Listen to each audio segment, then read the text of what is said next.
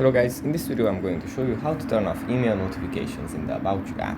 But before that, don't forget to subscribe and leave a comment down below, because at 10,000 subscribers I'm going to show you my whole YouTube revenue statistics and growth strategy. So without further ado, let's just jump right into it. First you have to open up the About You app, and then it opens up in the home menu where we can browse different kinds of brands and shop.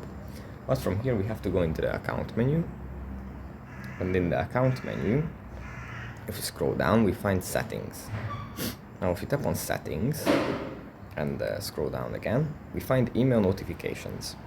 If we tap on this little toggle button, we can turn email notifications off. Thereby we won't get junk mail, and our inbox can be kept empty. But if you would like to turn this back on, we can just tap on it again, and then we are going to get notified about different kinds of things. That's pretty much it for this video. Hope it was helpful for you guys, and I'll see you in the next one. Bye.